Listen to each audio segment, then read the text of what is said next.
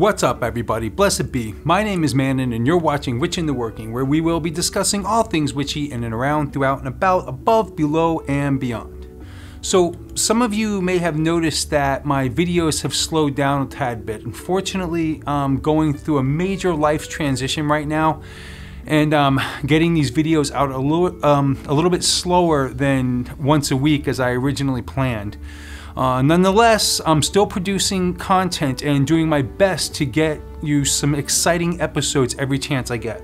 Eventually, things are going to normal out and I'll be back to my once a week again. Until then, my apologies, and we'll do the best we can. Life is mysterious at times. Nothing is black and white. Everything has a glimpse of mystery to it. From the time we're born until we die, there's always a looming wonderment and amazement that swings in and out of our lives, bringing new excitements and sometimes tragedies, adding to our experience and lessons that the God and Goddess lay before us to help us grow. One of the greatest mysteries of all is death itself. No one really knows what happens when you die. It's all concepts and theories, and every religion has their own theory and practice for passed on loved ones. Well, in witchcraft and Wicca, we have our rights too. Let's get into it. Roll the intro.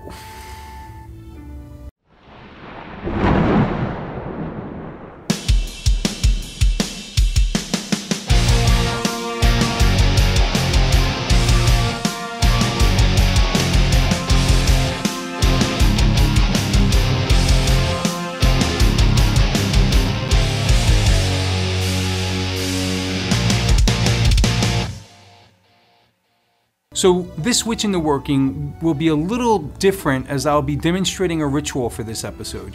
Usually I just kind of sit and do a talking head the whole time, so I thought I would change things up a little bit and perform a small but very sacred and powerful ritual for a departed soul or passed on loved ones. We're entering into a time of year that darkness takes precedence over the light, and our ancestors knew the winter months were a time of death and rebirth. This being said, I thought it appropriate to share this ritual with all of you, as I'm sure just about all of us have experienced or will experience the loss of a loved one. This ritual is a witchy way to honor that loved one and ask the gods to ease their transition while they await rebirth. So to be a little more clear on a Wiccan perspective of death, most all Wiccans believe in the concept of reincarnation. Reincarnation is the concept that when a person passes away, or all living things in some practices, the soul does not just go to a place of rest for eternity, like heaven for instance, as most Christians believe. In reincarnation, our souls or spirits go to a temporary resting place where we await to be reborn again into another body and therefore experience a new set of lessons in the next lifetime to come. Now, this theory of reincarnation has many different belief systems all on its own, as some believe that as a human, you're always reborn as another human, while others believe that you progress through lifetimes, for instance, starting off as an insect and working your way up to a human. Still, others believe there is no hierarchy of transition from simple-minded beings to complex, functioning beings. And that life is random, as in you can be a human one lifetime and come back as a squirrel in the next. None of these concepts are correct, yet none of them are wrong either. In fact, just like all of the religions that spread throughout the many cultures around the world, there is no right or wrong, and the many concepts of what happens after you die follow suit. Again, there is no right or wrong. The only fact about death is that every living thing in this world, and most likely other worlds of existence too, will in fact meet their end at some point and cease to exist, even if only temporarily and physically, so to speak. Regardless, we as Wiccans believe in this concept of reincarnation.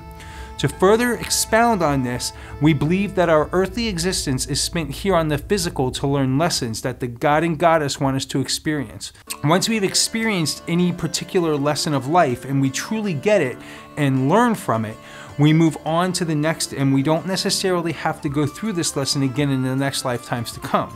If a person doesn't learn the lesson, then it's said he or she will experience it again and again in lifetimes moving forward until they do get it. Ultimately, it's thought that we start off as new souls with very little experience and very closed-minded and basic in our decisions, compassions, and overall outlook in life. But as we travel through many lives and begin to gain experience and lessons, we begin to sort of build a collective consciousness, and as we progress, we become more open-minded, free, and understanding and wise. This is where the term old soul comes from. Anyone who is said to be an old soul means that the person has an overall presence of being wise, humble, and understanding that shows itself to others, and most of all, others can sense this energy and hence the term.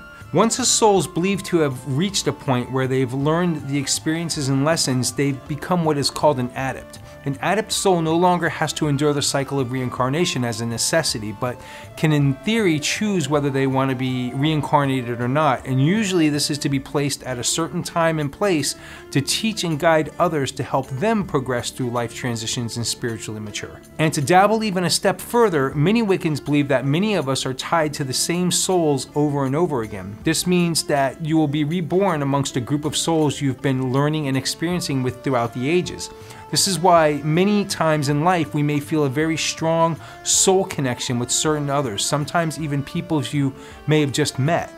This connection is because you have a shared energy with this other soul and sort of link and pull together like magnets.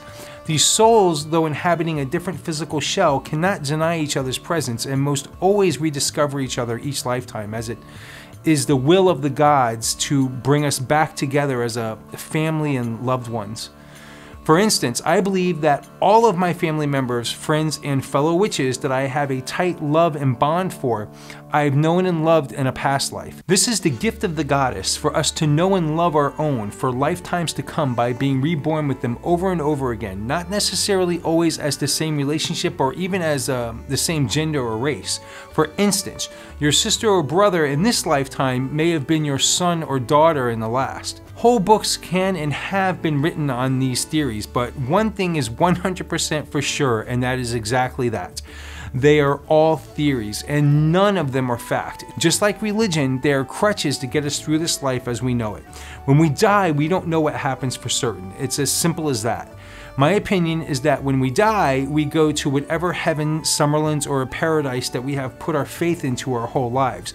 Once we get there, a transition and reality check slowly engages, and we all of a sudden realize we have truly awoken once again, and we carry on and reflect on our past existences and add to our collective consciousness, so to speak. I see it as life is like when we were in school learning what we need to learn to progress to the next grade level, and summer vacation is death. We take a vacation to relax and reflect on what we learned and blow off some steam of the pressures. When well rested, we go back to school for the next set of lessons, or be reborn, reincarnated back into life once again to learn the next set of lessons.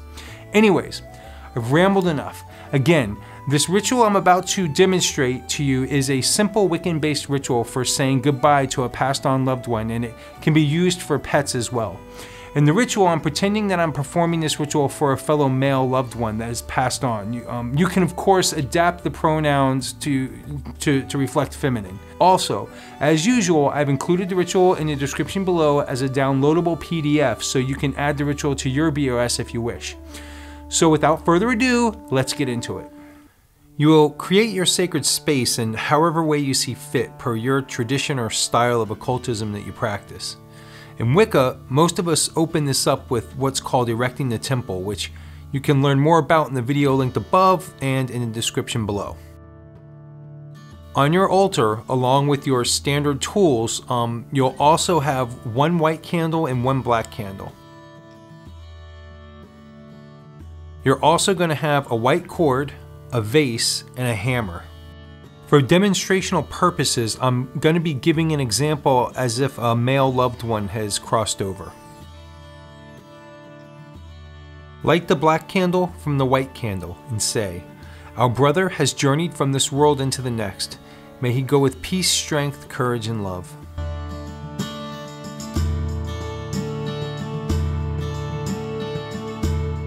Walk over to the western quarter and draw an invoking pentagram and say, "Mighty ones who dwell between the world of man and the land of mystery and death, we ask that you graciously guide and embrace our loved one into your comforting presence. Guide them so that they may have peace and rest within your sacred realm. Comfort them that they may replenish and grow to once again be reborn amongst our hidden children and to know and love those whom are linked together for eternity.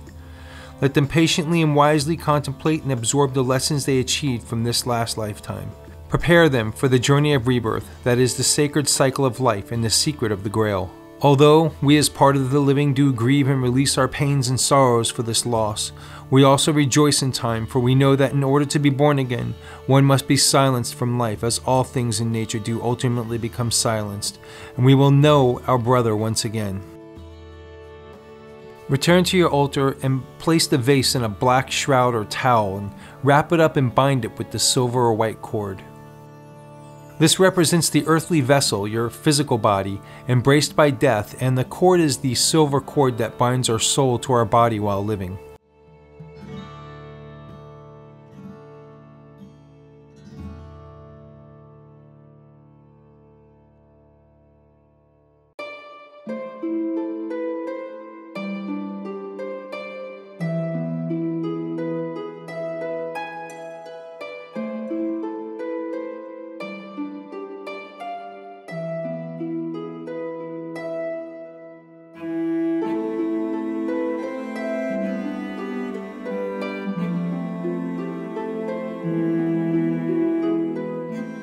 Place the bound vase onto your altar and carefully smash it with the hammer.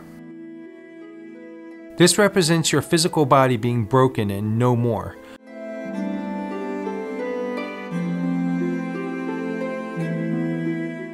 The cord is untied and brought to the west, in representation of the soul crossing over to the land of death.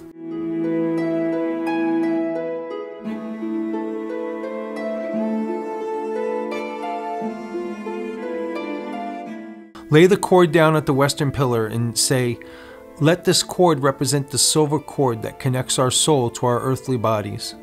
Once separated, we return to the goddess and bathe in her glorious embrace. As such, our bodies return to the earth, as do all living things, dust to dust, in an eternal cycle and turning of the wheel. Just like the seasons that come and go, so is death, life, and rebirth."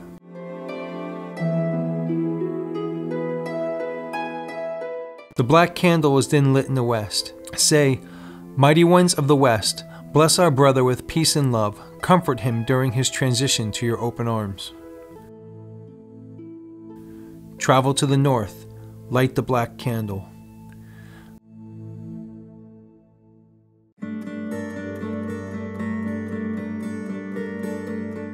Mighty ones of the north, bless our brother with strength in his transition.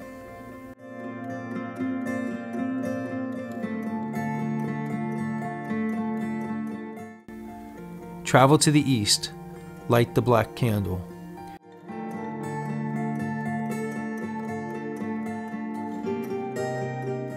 Mighty ones of the east, bring rest and contemplation to our brother. Let him reflect on his past lives and learn the lessons required to grow and expand his soul to glorious enlightenment and strength. Let him have an easy rebirth when the time comes.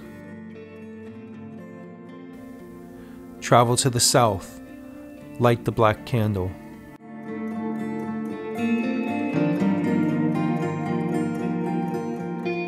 Mighty One of the South, bless our brother with warmth and will to carry on and strive to be reborn once again amongst his hidden children, as he has for many lifetimes and for many lifetimes to come. Return to the west and pick up the cord.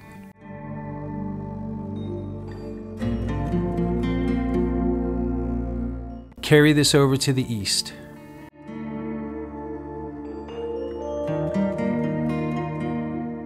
May our brother dwell in the Summerlands to know peace, strength, and that fulfillment of love which is perpetual happiness. May he be reborn into our graces once again to know his loved ones once again, and journey with the souls of his family through the many sunrises to come. Light the white candle in the east from the black and extinguish the black.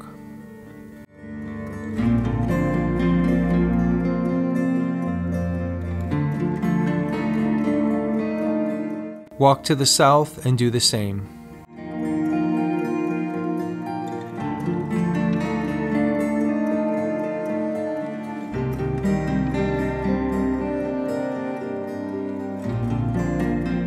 Walk to the west and do the same.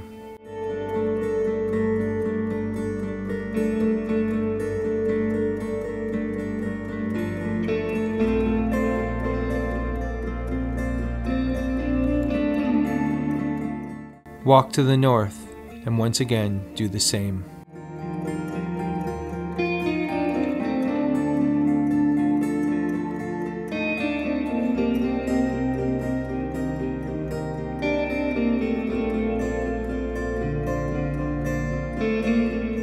Return to the altar and relight the white candle from the black, and say,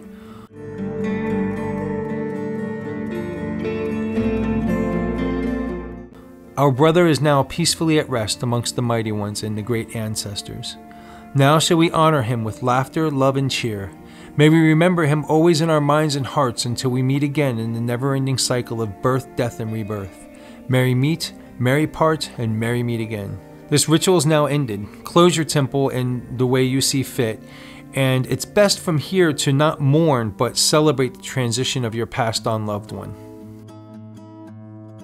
Welcome back, everyone. Well, that's going to wrap up this episode of Witch in the Working. Do you have a special way that you honor a passed on loved one and help ease their transition? What did you think of this ritual? Do you believe in reincarnation? If so, what theory do you believe in? Let us all know in the comments below. Please hit that subscribe button and ring that little bell to be reminded of future episodes to come. Blessed be, I love you guys and gals, and I'll see you soon.